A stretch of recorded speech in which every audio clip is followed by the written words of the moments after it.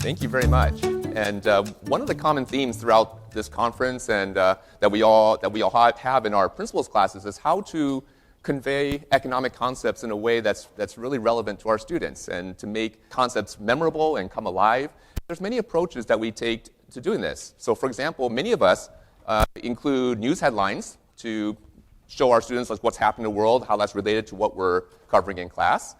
Many of us like to show the not-so-real world about incorporating our favorite television or movie clips to see situations where economic concepts can be seen. Other strategies include looking at musical lyrics, looking at the themes between music, or even having our students rewrite the lyrics on some of our favorite and most popular songs. But today, I'd like to focus on something simpler than that, and that is sharing our own experiences, sharing our own stories. Because throughout our own lives, we have so many things to share. And I think that by sharing our own experiences, we also allow our students to see us as not only as teachers, but also as real people. And so if you're willing to make fun of yourself a little bit, if you're willing to embarrass yourself a little bit, I always find that my students appreciate that. And so today I'd like to share some of my all-time favorite stories that I've shared with my students. And the first one I like to do is to talk about something we can all do, right? Talk about our first job. And so this is my first job when I was in high school. I just got my driver's license. I was 16, and I started working at Hardee's. So this was 5 days a week, Monday through Friday. I would work there from 3 to 8. So this means I gave up all of my after-school activities. I also had to give up a lot of sleep because when I finished work at 8 o'clock, I had to go home, do all my homework, wash my work uniform for the next day, and I did this 5 days a week. Now, there was a monetary benefit for this, and I actually dug up my real paycheck, okay? And hopefully, if you're a little pack rat like me, you can go back and find your own paychecks. And this is a very interesting artifact here. It's only 28 years old, but this is a real paycheck that shows numbers about what I made, how many hours I worked. And when I cover the topic of inflation, what I like to do is to take our real consumer price index number today, compare it to where this was in 1992, and so we can actually have a very real discussion about whether wages have increased over time. Okay? But there's also other lessons to be learned here. For example, what are all these FICA and all these taxes, things like that? And sometimes students don't fully understand, like, what is the government taking from our paychecks? So this is a good discussion about the taxes we're paying. And more importantly, it's also a discussion about the trade-offs. What do we give up when we're working while we're going to school? If I'm working the entire semester and barely earning $1,000, is that worth it if I'm potentially failing a class and having to pay tuition again on a second time around? Okay, so there's a lot of important lessons that can be learned from just from looking at an old paycheck. But in addition to the monetary benefit that I received from Hardee's, there's also a non-monetary benefit, and this happened the week I left for college. They put my name on the marquee. And this was very special to me, right? Because I lived in a small town in Indiana, and this was on Main Street. So everyone in the town drove by the sign for the whole week. And then I started thinking, are they really missing me, or are they just celebrating that I'm finally leaving and leaving them alone? So, but very fond memories of my time at Hardee's. Okay, my next example is talking about maximizing utility under a budget constraint. And it's also a great idea. I have an idea of what to do with all of those videos, those silly videos of your cat and dog that you've taken over the years on your phone. And you're like, you want to show people these videos, but it's like, how do you make a better use of these videos? So, one argument is dog and cats respond to economic incentives as well. They can be rational or irrational. And so, for example, let me introduce you to my cat. This is my wise old cat named Scruffy Sue. She is 18 years old. In this photo, she was 18 years old. And you can imagine anybody, human or not, who has lived with me for 18 years should, in theory, be able to make an economic decision, okay, or at least be a good consumer. So to test this theory, I gave Scruffy Sue a budget. And what she can do is she can choose between her favorite treat or a new toy. And I tell her you have to stay within your budget by choosing one, and most importantly, you have to carefully make your choice because you need to maximize your utility given this constraint. Okay? So here is a video that I took a couple years ago. Here she comes. Now watch how careful of a consumer she is. She's taking a look at the treats. Then she's carefully looking at the toy, analyzing, making sure everything about it. Then she goes back to the treats again, very carefully. And look, she's going back to the toy again, a very, very careful analysis about all the potential benefits of the toy. And then again, back to the treats. So after this back and forth, she finally decides to consume the treats. Okay? But remember, she has a budget. Now to consume the treats, she cannot have the toy. Let's make sure that she sticks to that budget. So she takes one more quick glance at the toy, and then walks away. Very, very good. I'm very proud of her.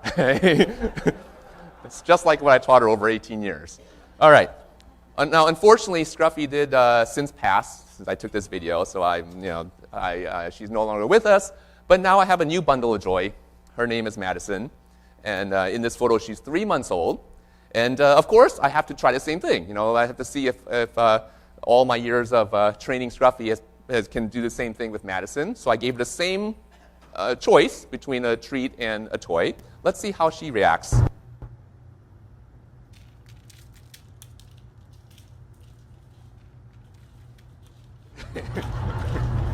All right. So now I tell my students, so which are you more like Scruffy Sue when you make consumptions, or are you more like Madison when you make consumptions? And if you're more like Madison, well, at least she did stay within her budget. She just made choices without carefully making, so sometimes you make bad decisions by making your choices too quickly. Okay. My next story talks about when I was visiting some family and friends in Taiwan, and I stepped into an elevator at a hotel, and I noticed something unique about this elevator. There's a floor 13, which is not something you commonly see in the United States, but there is no number 4. Right? So in Asia, the number 4 is a very bad number. Okay? Whether it's in Chinese, Japanese, Korean, Vietnamese, the number 4 sounds like the word death when you speak it in those languages. Okay? It's a homonym for the word death. So businesses are cognizant of this superstition. So, for example, landlords will sometimes discount apartments on the 4th floor because no one wants to live on the floor of death. Right? And in fact, it's not limited to just in Asia. In our very superstitious city of Las Vegas, this was a large hotel in Las Vegas, where if you go into the elevator, notice what comes after floor 39. After floor 39, it goes to floor 50. So this hotel is so worried about putting their Asian gamblers on the floor of death that they decided to take out 10 floors altogether just to limit the number of floors with the number 4 in it. Right? Now, there's still floor 24 and 54, but by eliminating 40 to 49, that takes care of most of the problem. Okay? So we know that numbers can be unlucky, but numbers can also be very lucky. Okay? And in Asia, the number 8 is very lucky. The number 8 in Chinese is ba. It means very full, very happy. So there's a reason why the Olympics in 2008, which was hosted in Beijing, why it was held on 8/8/08. The opening ceremony was on August 8, 2008, 888. Okay? That wasn't a coincidence. They really wanted that date, and they really wanted to host the Olympics on that year. Okay? But airlines are also familiar with this. If you fly United Airlines flight number 8, where do you think you're going? From China. China to San Francisco, flight number 8. If you fly United Airlines flight 88, you are on the double lucky flight from Beijing to New York. If you fly flight 888, and just look at the flight status on your phones right now. If you're flying 888 today, where are you going? You're going to China. Okay? This is not a coincidence. Just like you will never see a flight number 4 going to and from Asia unless airlines are that ignorant about their customer. Okay? Now, in the United States, we have a similar lucky number. What's our lucky number? 7. In the Western world, 7 is the lucky number. So if you're flying on flight 777, that's the jackpot, right? That's what our dream is, to hit a slot machine, 777. Where are you going? Spirit Airlines, you're flying to Las Vegas. Flight 777. If you're flying American Airlines, flight 777, where are we going? Las Vegas, Phoenix to Las Vegas. So again, this is not a coincidence. There's a lot of superstitions being built into the economic decisions by businesses. All right, my next topic, story, deals with a topic of monopoly. And the common misconception that our students may have that, all monopolies, because they're unique and they have pricing power, they're all profitable. But all we need to do is look at some of these very strange infomercials that we've seen late at night and how many of these inventions are not that profitable at all. So here's one invention that came out a few years ago, the mop slipper. So I want to show you a brief clip of this infomercial that was aired on television.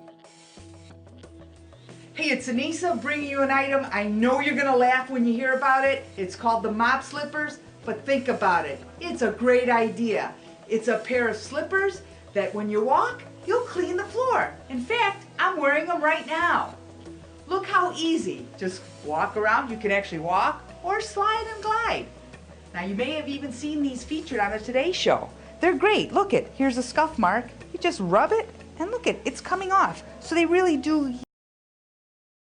All right, that's an interesting product, right? And in the infomercial, they're like, well, would you pay $50 for this? No, today you can pay $19.99. And the best part is, if you call within the next 10 minutes, we'll give you 2 instead of 1, right? So that was enough to convince me, so I bought mine immediately.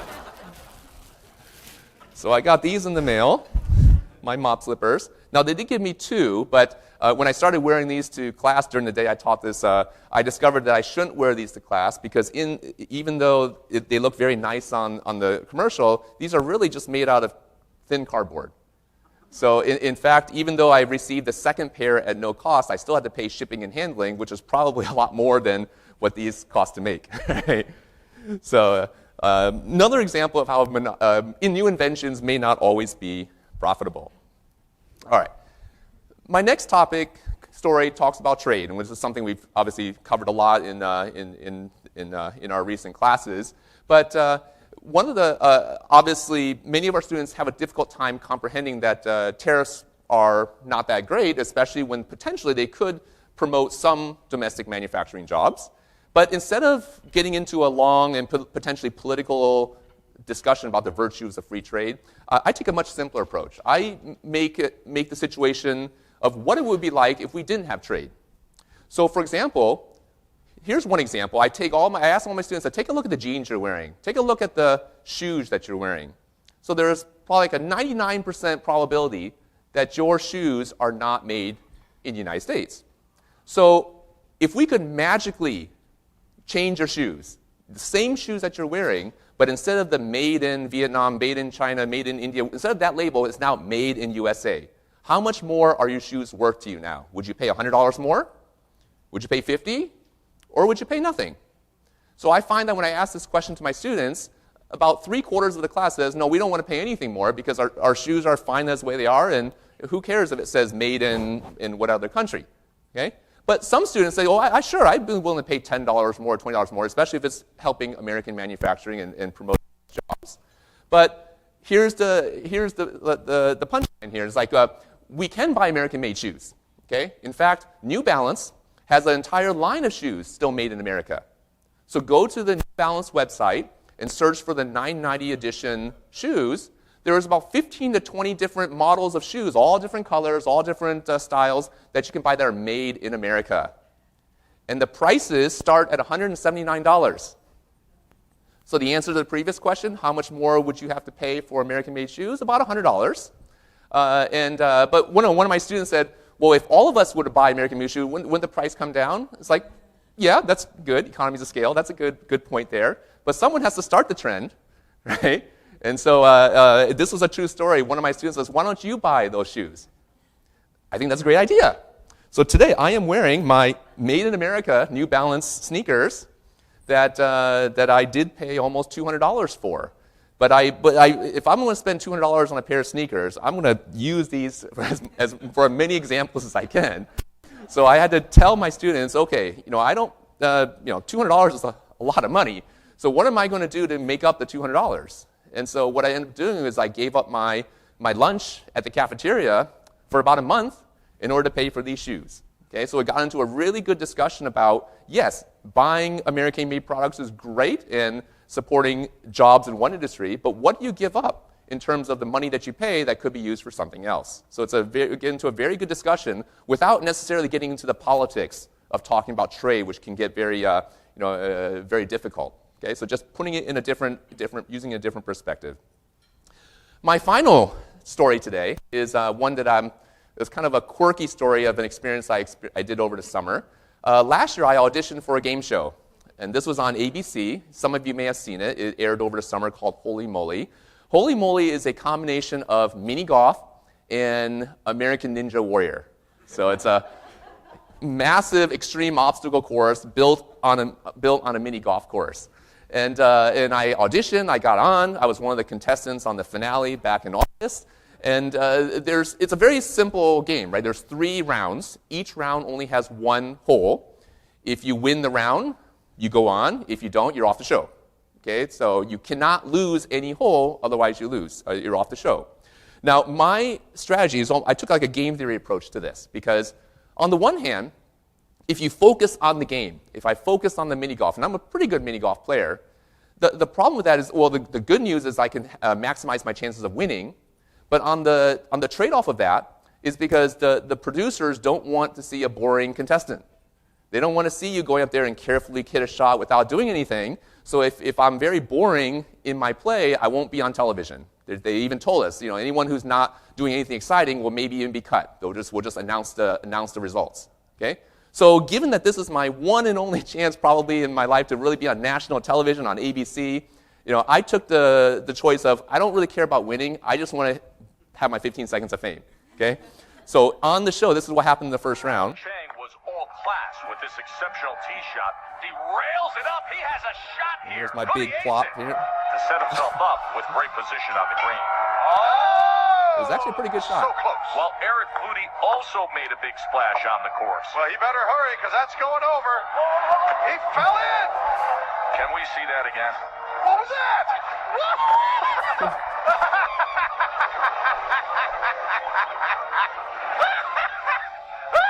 Oh. And in the end, it was an easy win for Eric Chiang. Okay, so And then we have I was trying to be crazy, but my opponent was even crazier, and he wanted his 15 seconds of fame by actually diving into a freezing pot of water, which I wasn't willing to do. So I ended up advancing to the next round. But then my strategy changed, because now I'm in the semifinals. I'm only 2 holes away from winning $25,000. So now it's like, well, I'm already on television now, so why do I have to act all crazy in the second round? I should focus on winning the game. The problem was, as I took that strategy and I was going up to play my second round, the audience was cheering, people were holding signs for me, the producers were, encouraging me, so I totally lost focus. And in the second round, you can see where I made the mistake here. Eric Chiang, the 42-year-old professor of economics.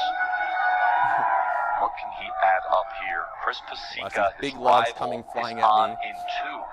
As Eric rolls under it and the ball goes behind him. Watch out, Eric. Watch out, There's Eric. our log. And another one right behind it. He can't even get off this second putt yet. Up the hill he goes. How far will it go? Eric has to dive. Now he's got to dodge. No, Eric! Stroke after stroke being wasted because he's worried about these logs. That was exhausting. He lies 4 because of that. It's intense, right? So what happened there was I was so interested in making my tumbles and making myself look good on television that that second log, I accidentally touched the ball with my club and I lost a stroke. So on that round, I actually lost the hole by one putt, and that prevented me from going to the finals. So again, my strategy, I had the right strategy, but I deviated from the strategy, and that caused me to lose.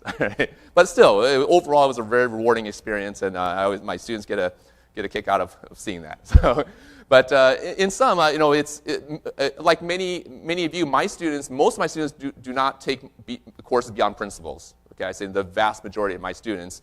And so their lifelong impression about economics is dependent on how you convey economics to them.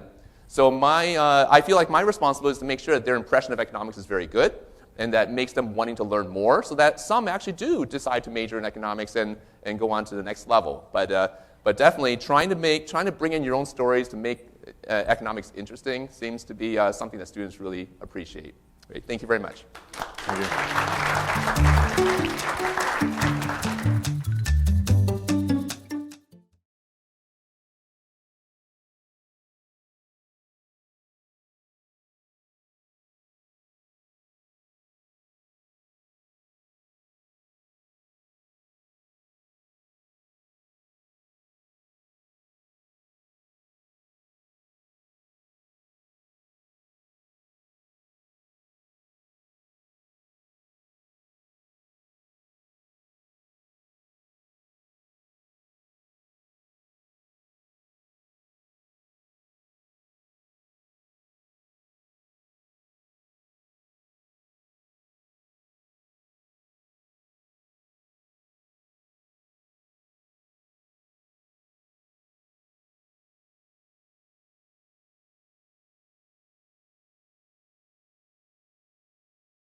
you very much. And one of the common themes throughout this conference and that we all have in our principles classes is how to convey economic concepts in a way that's really relevant to our students and to make concepts memorable and come alive. And there's many approaches that we take to doing this. So for example, many of us include news headlines to show our students what's happening in the world, how that's related to what we're covering in class. Many of us like to show the not-so-real world about incorporating our favorite television or movie clips to see situations where economic concepts can be seen. Other strategies include looking at musical lyrics, looking at the themes between music, or even having our students rewrite the lyrics on some of our favorite and most popular songs. But today, I'd like to focus on something simpler than that, and that is sharing our own experiences, sharing our own stories